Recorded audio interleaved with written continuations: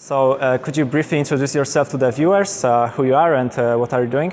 Sure, it's a pleasure, and it's a pleasure to have you guys and be at this conference. I did AI for almost 20 years, AI for computer chip design, creative AI, and all of this. And I got into blockchain about 5 years ago. I started coding on Bitcoin. And in the blockchain world, we built, myself and my team around me, built Ascribe, which was building IP on the blockchain back in 2013, 2014.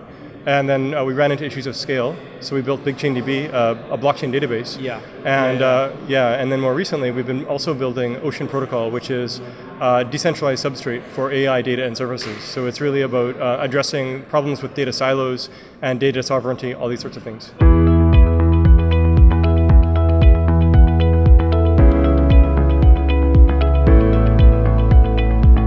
Yeah, this was my next question. Basically, you've seen the need for technology to store data on the blockchain, like the more of data, and basically this is what BigchainDB is doing, right? BigchainDB is a blockchain database, so it has features of databases and features of blockchains. Think of it like a database that you can issue and transfer assets. It's not trying to be a smart contract or anything like that, a platform for that. It's really just about the data. So for particular types of data, like metadata, that's fine. But when you have big AI data sets, like CSV files or whatever, that's not appropriate for a database. That goes in like big file systems, right? So Ocean is really complementary to BigchainDB. Ocean is, a substrate for making data available, AI training data in particular, as well as making it easy for people to build marketplaces on top to buy and sell data or data commons. Yeah, and before the blockchain, you were AI guy, right? Yeah. So when did you start your adventure with the AI? Yeah, so I've been programming all my life and whatnot, trained as an electrical engineer and computer scientist. And straight out of undergrad, actually, even before undergrad, I was doing research on AI for National Defense Canada and elsewhere. And before that, I was just hacking for fun. So really, I've been doing it since the mid-90s. And then I've done basically 2 startups and a PhD around AI. The first startup and the PhD explored creative AI, like how do you reconcile engineering knowledge, like building blocks of analog circuits, all this, with the fact that machines can be creative too. How do you reconcile that? And that's sort of what I was exploring and found some really cool answers to that. And then also in the AI world, my second company was about AI to help drive Moore's law. So transistors get smaller, atoms don't. Therefore, these days, variations, small perturbations in atoms actually has a huge impact on yields and performance. So my company was actually saying, okay, engineers can pretend like they were designing before there was this crazy variation, and then we use AI to split the difference, to cover off the rest. So it's basically we were building tools to verify circuit designs, analog circuits and otherwise.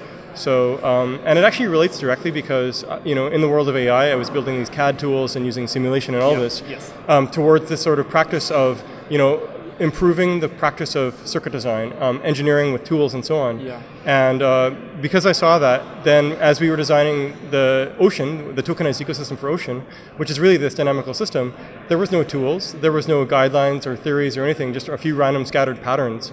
And so I've been starting to talk about and write about how do we improve the process. And we actually came up with our own new process to design Ocean that followed some of these guidelines from before.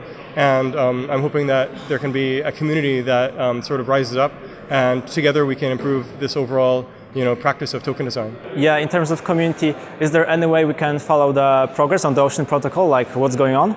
Yeah, so for the Ocean community, probably the easiest for all of this is go to Twitter, right? So @Ocean Protocol is the Twitter. Okay. For myself, I'm @TrentMC0. So, we obviously cross-reference each other and stuff there. Then, oceanprotocol.com, they have a Telegram channel as well.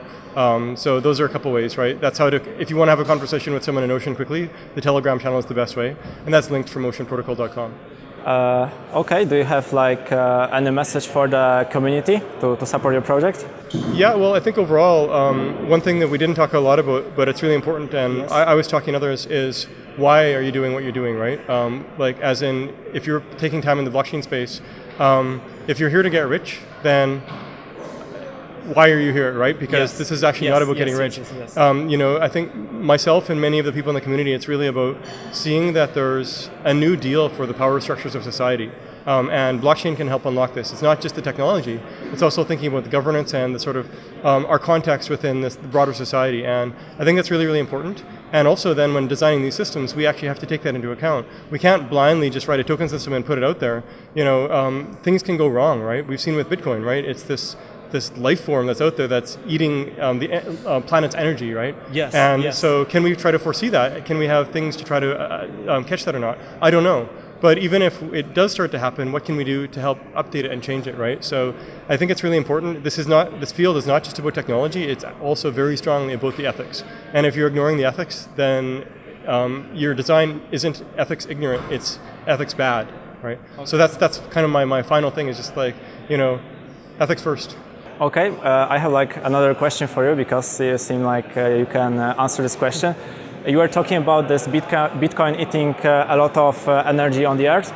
Do you think that proof of work, like calculating hashes, could be replaced by, for example, calculating some data for useful things like machine learning? Do you think that's possible from the technical side? Yeah, well, I mean, from the technical side, overall, there's multiple types of proof of work, right? For not just, there's proof of compute work and different things, including solving cryptographic puzzles like Bitcoin does, or for training neural networks, or things like provable computing, things like multi-party compute, all of these, right? And then also from the data side, making data available, proving that you stored it, and so on, right? So overall, whenever you're doing a token design, at the very, very core, you need proofs of something similar, right? Proofs of work, or it might be even proofs of human work, sort of like Steemit does, right? And so it's really useful. In general, I think people shouldn't be using proofs that are eating the energy of the planet. As for Bitcoin itself, I don't have a perfect answer there, simply because Bitcoin is serving a particular purpose and there's a huge debate. So I think, though, we need to discuss it a lot more and look at alternatives, right? I think it's wonderful, for example, that Ethereum is definitively moving to something that is much more energy efficient. Yeah, proof of stake. Exactly, right? And not just proof of stake, you know, one that actually will allow for thousands of validators and is encouraging people to get involved and avoiding collusion. So like Vlad and the team around him have really gone out of the way to be considerate of this. So it's taken time, but I'm very excited about where that will go. Okay, thank you for an amazing conversation, and yeah, wish you good luck with the Ocean Protocol. Thank you very much. Thank you.